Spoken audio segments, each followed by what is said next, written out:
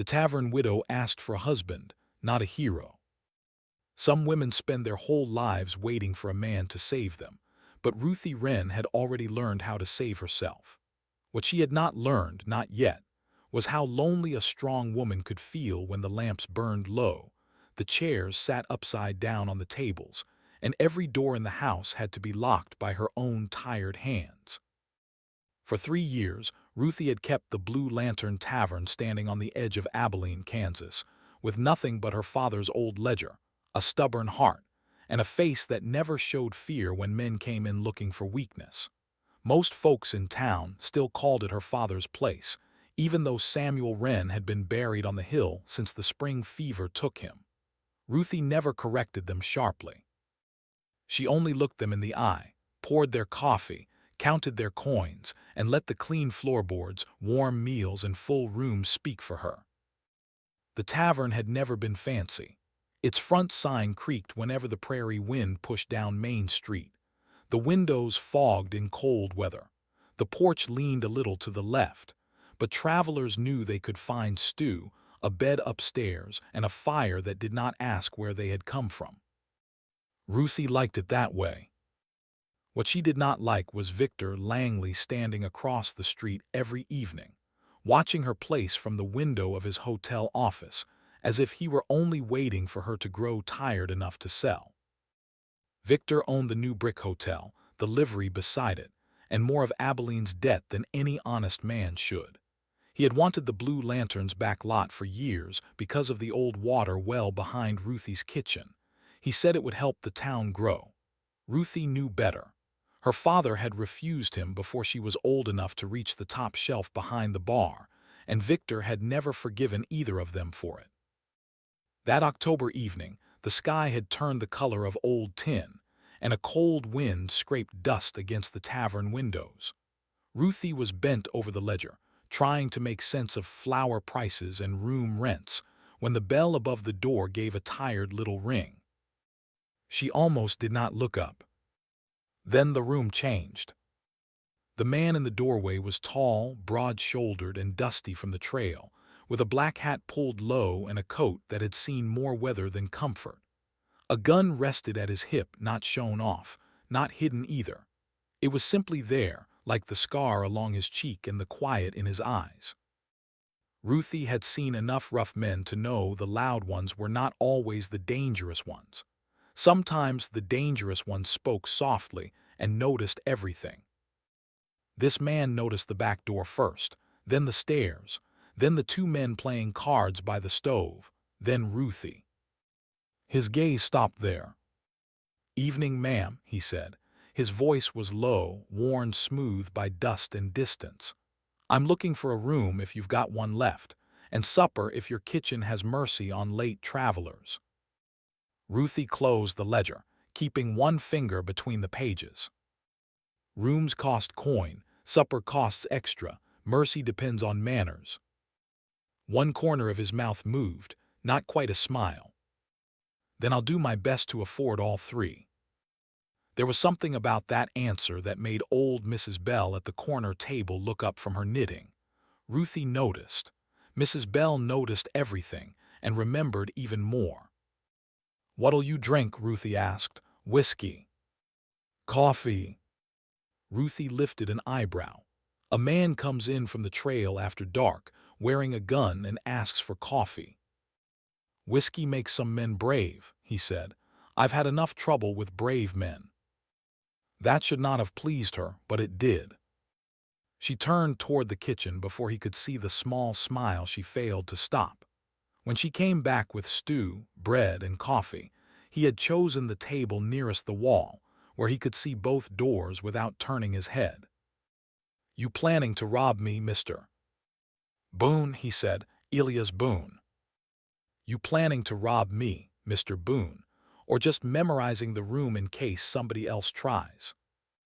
His eyes came back to hers, steady and calm. "Depends what kind of place this is." "It's my place," Ruthie said. She said it the way she always did, braced for the usual pause. Some men blinked when they heard it. Some smiled as though it were a joke. Some asked who really handled the money. Elias Boone only nodded. Then I reckon it's worth keeping safe. The words settled between them more gently than they should have. Ruthie looked down at the stew bowl and told herself she was only checking if he needed more bread. "You passing through?" she asked. "I was." "That means yes or no." "That means I haven't decided yet." Ruthie should have left him to his meal. Instead, she stood there another moment, one hand resting on the back of the empty chair across from him. "Most men who come through here know exactly where they're going," she said.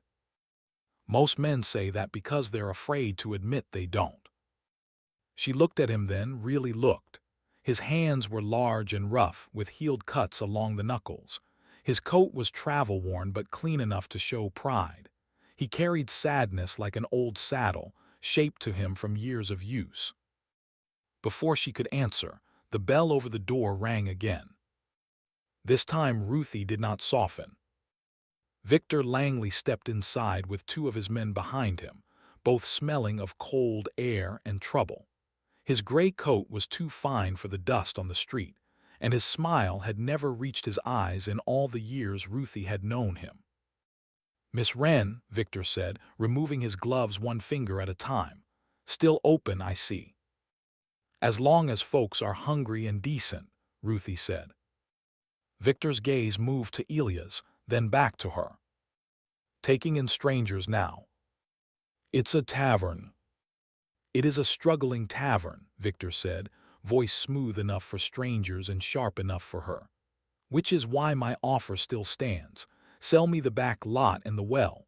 Keep the front room if pride matters that much to you." Ruthie felt Elias go still behind her, not rising, not reaching, just listening. "My father told you no," she said. "I am telling you the same. Your father was a sentimental fool about timber and dirt." The room went quiet. Ruthie's hand tightened around the coffee pot, but her voice stayed calm. "My father built this place board by board after my mother died. He gave travelers beds when your hotel turned them away for having muddy boots. He fed widows on credit and never once wrote their names where others could see. If that made him a fool, this town could use more fools." Mrs. Bell stopped knitting. Victor's face hardened. A woman alone should be careful how many enemies she collects. Ruthie stepped out from behind the bar. Her heart was beating fast, but she would not give him the pleasure of seeing it. A man who mistakes patience for weakness should be careful too. For a moment, no one moved. Then Elias Boone stood. He did not draw his gun. He did not threaten. He only took one slow step beside Ruthie, not in front of her, and rested his hand on the back of a chair. "The lady gave you her answer," he said. Victor looked him over with cold interest. "And who are you?" Elias held his gaze. "A man drinking coffee." That quiet answer brought a small sound from Mrs. Bell that might have been a cough, or might have been a laugh she tried to hide. Victor put his gloves back on. "Offers change, Miss Wren, so do fortunes." "Mine already did," Ruthie said. "The day my father died, I survived that too." Victor left with his men, but the cold he brought seemed to remain after the door shut. Ruthie stood still until the bell stopped trembling. Only then did she realize her own hand was shaking around the coffee pot. Elias noticed. He said nothing about it. That was the first thing she liked too much. "You handled him well," he said. "I've had practice." "Practice doesn't make it easy." Ruthie looked at him across the lamplight, and for the first time in a long while, she felt tired enough to tell the truth. "No," she said softly, "it doesn't." Later, after the last customer climbed the stairs and Mrs. Bell finally went home with all the gossip she could carry, Ruthie found Elias on the porch. He sat in the cold with his coat collar turned up, watching the empty street. "You paid for a room," she said from the doorway, "not a porch board." "Figured that man might send somebody back." "I didn't ask for guarding." "No, ma'am." Then why are you out here? Elias looked up at her, his face half lit by the tavern window. Because some places feel like they ought to last. The word struck somewhere old and tender in her chest. Ruthie wrapped her shawl tighter and looked out at the street, at Victor Langley's dark hotel, at the wind moving dust along the road like restless ghosts. Then she looked back at the stranger with the sad eyes and the careful hands. If you're offering to guard my tavern tonight, she said, you should know something first.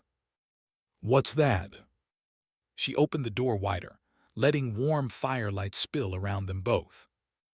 I don't need a gunslinger, Mr. Boone. His expression changed just a little. Ruthie's voice lowered, not bold now but honest enough to frighten her. If I ever let a man stay beside me, I'll need him to be more than that. Elias stood slowly, as if he understood the weight of every word she had not said. Behind them the Blue Lantern creaked in the wind, old but standing. And for the first time since her father's grave was fresh on the hill, Ruthie wondered if standing alone and staying alone had never been the same thing at all. If Ruthie's courage has already touched your heart, stay with this story, because sometimes love does not arrive like thunder. Sometimes it walks in quietly, drinks coffee instead of whiskey, and teaches a lonely heart how to trust again. By morning, the whole town had heard that Victor Langley had come into the Blue Lantern Tavern after dark and left without getting what he wanted. By noon, the story had grown legs. Some said Ruthie Wren had chased him out with a shotgun. Some said the new stranger had threatened to put Victor through the front window. Mrs. Bell claimed she had no idea how such wild talk started, though she repeated every version while buying sugar at Pritchard's store. Ruthie heard the whispers and kept working. She swept the floor, cleaned the tables, checked the rooms upstairs, and told herself nothing had changed. But something had changed. It was not only Victor's colder stare from across the street. It was Elias Boone moving through the tavern as if he was no longer just renting a bed. He carried firewood in before she asked. He fixed a loose hinge on the pantry door. He lifted the heavy flour sack from the wagon when the delivery boy could not manage it. None of it was done loudly. None of it carried the pride of a man wanting praise. That made it harder for Ruthie to ignore. You don't have to earn your supper twice, she told him one evening as he knelt beside the stove, cleaning ash from the iron grate. Elias glanced up. I'm not. Then what do you call this? Not liking to sit idle. Ruthie folded her arms. Men who say that usually mean they plan to start running things. He stood, wiping his hands on an old cloth. I've run enough things badly to know better. There was a shadow behind the words, but he did not open the door to it. Ruthie noticed that about him. Elias could be honest and guarded in the same breath. Over the next week he stayed. At first, Ruthie told herself it was because Victor's men might return. Then she told herself it was because Elias had paid ahead for the room. Then she told herself it was because business was better with another steady pair of hands around the place. All of that was true. None of it was the whole truth. She liked finding 2 coffee cups on the counter in the morning. She liked the quiet sound of his boots crossing the kitchen before sunrise. She liked how he listened when she spoke of her father, not with empty comfort, but with the respect of a man who understood that grief could live inside ordinary work. One rainy afternoon, while the tavern sat empty and the windows ran with water, Ruthie found him studying the old wall behind the bar. "What are you staring at?" she asked. "This place has good bones." "My father used to say that." He was right. Ruthie softened before she could stop herself. He wanted to turn it into a proper inn, not just rooms for cowboys and drifters, but clean beds for families passing west. He drew plans in that ledger there. Elias looked toward the shelf where the old book rested. Why didn't he build it? Money, time, fever, life mostly. And you? Ruthie opened the ledger and touched the folded page inside. The paper had gone soft at the corners from years of being handled. There were little marks in her father's hand, showing where 2 more rooms might go, where a larger kitchen could sit, where the well behind the tavern would serve both travelers and horses. "Victor wants the well," she said. "Without it, his hotel cannot grow the way he wants. With it, my father's dream dies." Elias came closer, but did not crowd her. "Then we keep the well." Ruthie looked up at him. "We." He seemed to realize what he had said. For the first time since she met him, Elias Boone looked uncertain. "I mean you," he said quietly. "You keep it." Ruthie studied his face. The scar along his cheek was pale in the rainy light. His eyes held hers for a moment, then moved away, like a man afraid he had reached for something he had no right to touch. She closed the ledger. "Maybe one day I will know what you are running from." His jaw tightened slightly. "Maybe." That night, Victor's warning came again. Not from Victor himself. Men like him rarely dirtied their own gloves twice in 1 week. 2 riders came near closing time, laughing too loudly as they entered. One knocked over a chair. The other dragged his boot through a fresh line of mud across Ruthie's clean floor. "Mrs. Langley sends regards," the taller one said, though Victor had no wife and they all knew it. Ruthie stood behind the bar, her hand near the shelf where her father had once kept an old pistol. She did not reach for it. She would not give them the excuse. "You can buy a meal or leave," she said. The shorter man smiled. "Maybe we came to see if this place burns as easy as folks say old wood does." Elias rose from his table. Again he did not touch his gun. Ruthie saw the effort it cost him. His shoulders stayed loose, but his eyes had gone hard. "Gentlemen," he said, "you heard her." The taller rider turned toward him. "This ain't your place." "No." "Then sit down." Elias took 1 step forward. "Can't do that." The room held its breath. Ruthie came around the bar before the moment could turn ugly. She placed herself beside Elias, not behind him. "This is my place," she said, "and I am telling you both to leave." The riders looked from Ruthie to Elias, then to the few townsmen watching from the corner tables. Maybe they saw the sheriff's deputy through the window. Maybe they saw that Ruthie was not as alone as Victor had promised them she would be. They left, but not before the taller one shoved his shoulder into the doorframe hard enough to crack the trim. When the bell stopped ringing, Ruthie let out a breath. Elias looked down at her. "You should have stayed behind the bar."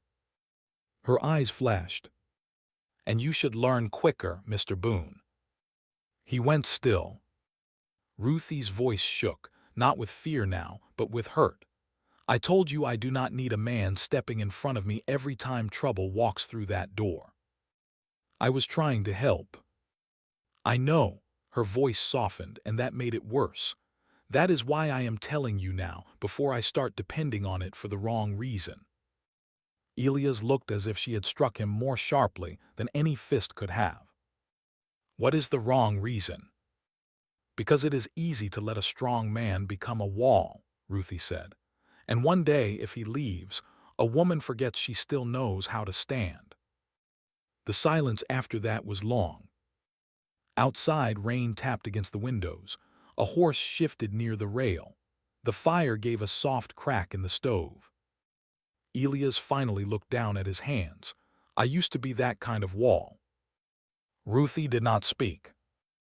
"I worked for a ranch owner in Texas," he said. "Name was Harlan Greer. He paid men like me to settle disputes.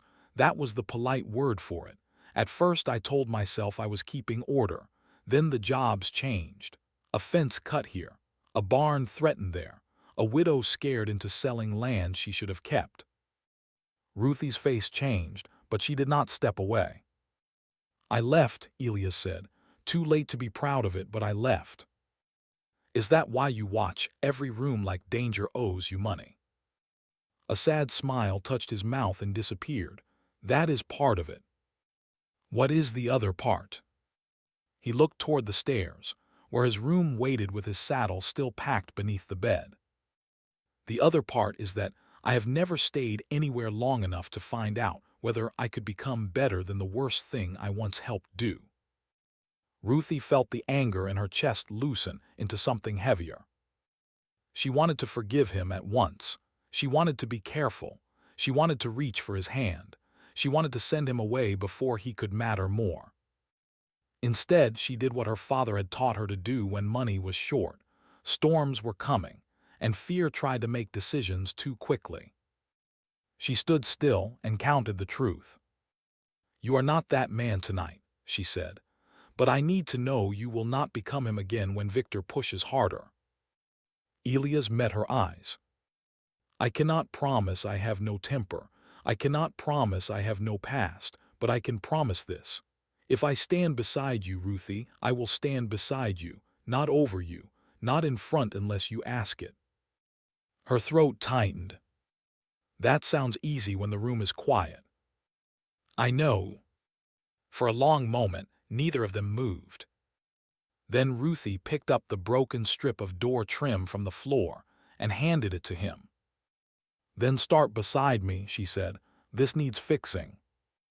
Elias looked at the wood, then at her, and something almost like hope moved across his face. They worked in silence at first. He held the trim while she lined it up. She held the nails while he hammered. His hand brushed hers once, then again, and neither of them mentioned it. By the time the repair was done, the rain had softened and the tavern had grown quiet around them. "It's crooked," Ruthie said. Elias stepped back and studied it, a little. "A lot. I was being kind to it." She laughed then, sudden and real, and the sound seemed to surprise them both. Elias smiled, not the small, careful kind, but the kind that changed his whole face. Ruthie looked away because the warmth of it frightened her more than Victor Langley ever had. Later, when she carried the last lamp toward the stairs, Elias spoke from the foot of them. "Ruthie." She turned. "I may not be the husband kind of man." The words landed hard, even though he said them gently. Ruthie held the lamp a little tighter. "Maybe not," she said, "but I have seen many men call themselves husbands who knew nothing about staying." His gaze lifted to hers. Before either could say more, a boy's urgent pounding came at the front door. Ruthie hurried to open it. Young Tommy Pritchard stood soaked and breathless on the porch, his cap twisted in both hands. "Miss Wren," he gasped, "Mr. Langley's men are out by your well. They've got tools and lanterns. Pa says they mean to break the pump before morning." Ruthie felt the blood drain from her face. Elias reached for his coat, but this time he stopped and looked at her first. Not in front of her. Not over her. Waiting.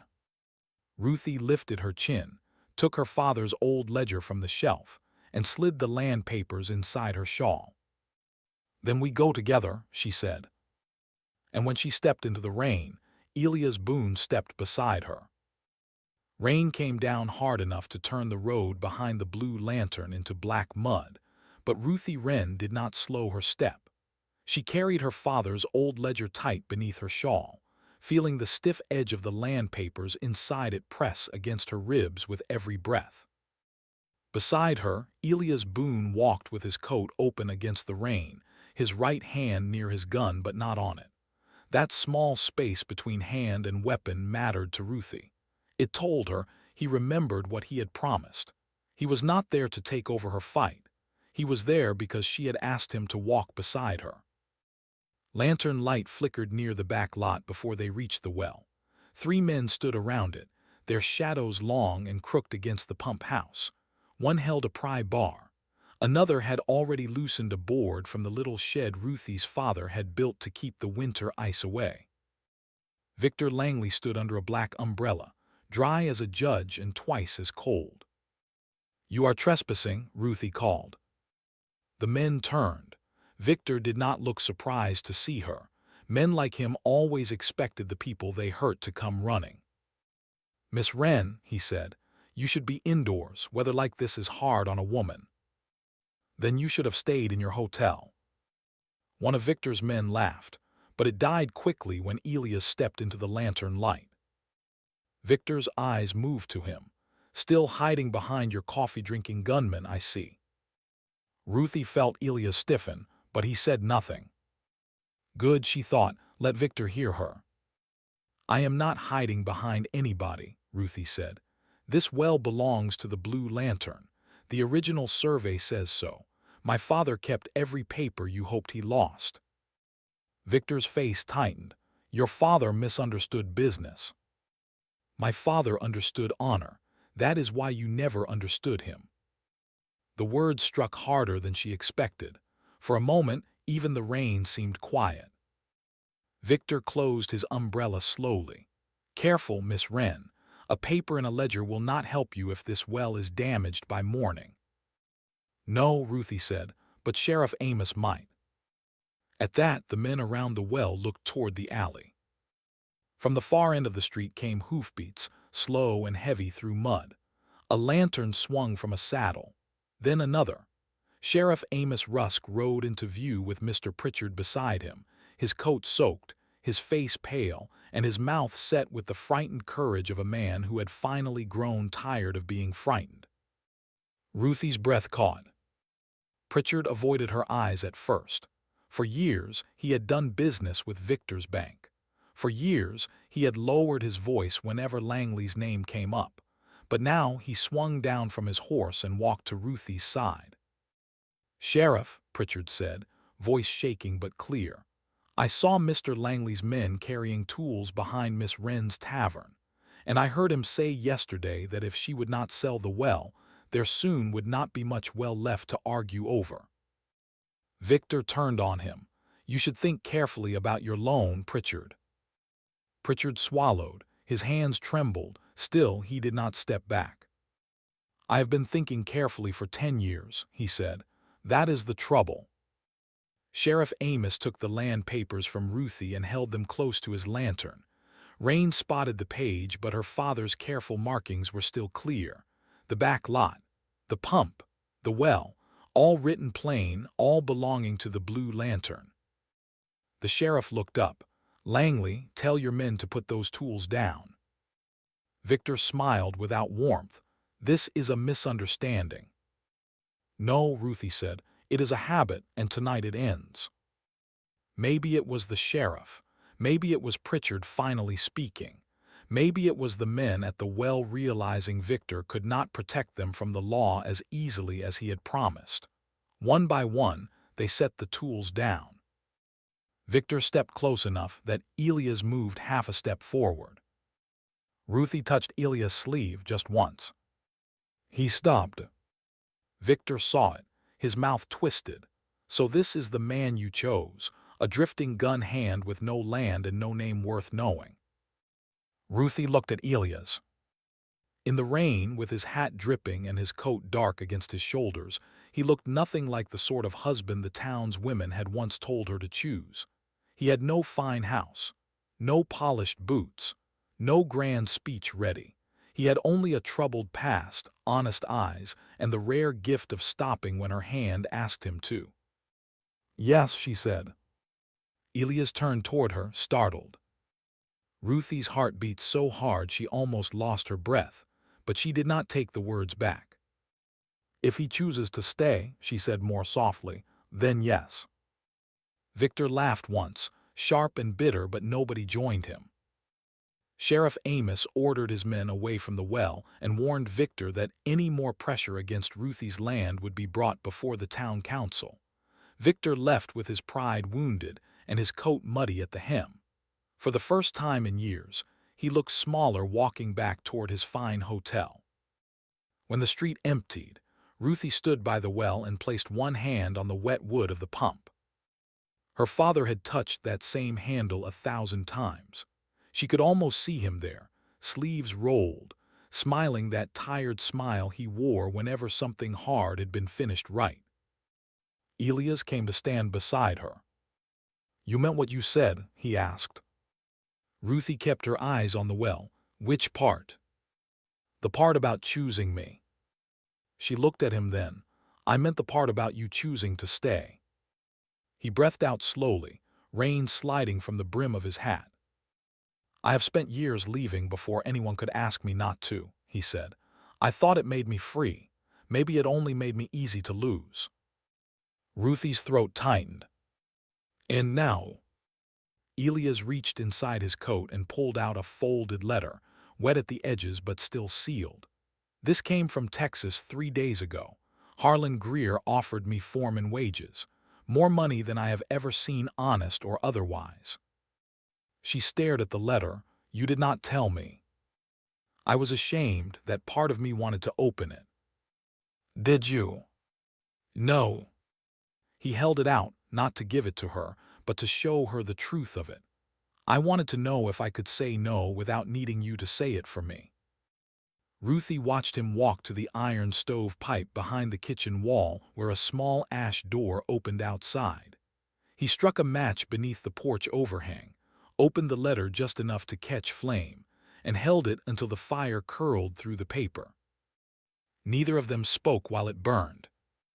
When the last black edge fell into the mud, Elias turned back to her. I am not asking to own your tavern, he said. I am not asking to stand above your name on the sign. I am asking if there is room for a man to stay, learn the work, burn the coffee now and then, fix things crooked, and love you without making you smaller. Ruthie laughed through tears she had not meant to shed. That is a very strange proposal, Mr. Boone. I have never been good at fine ones. No, she whispered, but you may be good at true ones. He took one careful step closer. Ruthie Wren, I cannot promise I will never be afraid of staying. I cannot promise I know how to be a husband the way good men are supposed to know. But I can promise I will wake up here tomorrow and the next day, if you will have me. I can promise I will stand beside you when trouble comes and behind you when the work is yours to lead. I can promise I will never ask you to hand me the life your father trusted you to keep. Ruthie reached for his hand. It was cold from rain, rough from years of hard use, and trembling just enough to tell her the words had cost him something. Then I will have you, she said, but if you ruin my ledger I may reconsider. His smile came slow and bright. I feared as much. Spring arrived late that year, but when it came kindly. Green returned to the prairie in soft patches. Travelers began stopping at the Blue Lantern again, and soon the rooms upstairs were full more nights than not. Victor Langley faced the town council before April ended. Mr. Pritchard spoke. So did 2 wagon men, a seamstress and a widow from the South Road who had nearly lost her property to one of Victor's old bargains. By the time they finished, Victor still had his hotel, but not the power he once carried like a loaded gun. Folks crossed the street less for him after that. His offers sounded smaller. His threats sounded tired. The Blue Lantern changed too. Not all at once. Nothing worth keeping ever does. Elias rebuilt the broken pump shed, and it leaned a little. He fixed the pantry shelf, and it held. He tried making biscuits one Sunday, and Mrs. Bell declared them useful only if Abilene ever needed extra bricks. Ruthie laughed so hard she had to sit down, and Elias fed the biscuits to a mule that looked doubtful even before tasting them. Above the front door, a new sign went up in May. The Blue Lantern Tavern and Inn. Ruthie painted the letters herself. Elias held the ladder and worried over every gust of wind. When she climbed down, he looked at the sign for a long time. Your father would like that, he said. Ruthie took his hand. He would like that you did not try to paint it for me. He might not like my porch repair. No one likes your porch repair. Yet everyone keeps talking about it. Because it is crooked enough to be famous. By summer, the crooked porch railing had become a kind of town joke, though Ruthie refused to let Elias fix it. She said it reminded her that a thing could be imperfect and still hold steady. Elias pretended to be insulted, but sometimes she caught him smiling at it when he thought no one was watching. They married in the little white church at the edge of town, with Mrs. Bell crying loudly into a handkerchief, and Mr. Pritchard standing stiff in his Sunday coat, proud as if he had raised them both. Ruthie wore a plain cream dress and pinned her mother's old blue ribbon near her collar. Elias wore the same black hat he had worn the night he first stepped through her door, brushed clean for once, though dust somehow found his boots before the vows were done. Afterward there was stew at the tavern, coffee that Ruthie made herself, and a cake Mrs. Bell claimed was only slightly burned on one side. People danced until the lamps burned low. Elias stepped on Ruthie's hem twice and apologized both times with such serious sorrow that she finally kissed him just to make him stop. Late that night, after the last guest had gone and the chairs were turned upside down on the tables, Ruthie stood in the quiet room and listened. The old building creaked in the summer wind. A horse shifted outside. Somewhere upstairs a traveler coughed and turned in his bed. The tavern was still work, still worry, still hers. Only now, when the final lamp needed blowing out, another hand cupped the flame beside hers. Elias stood near the door with 2 cups of coffee. "Thought you might want company," he said. Ruthie smiled, not guarding. "Not unless you ask." She took the cup and sat with him on the crooked porch, looking out over the street that had once felt too heavy for one woman's shoulders. For 3 years, Ruthie Wren had proved she could stand alone. She still could.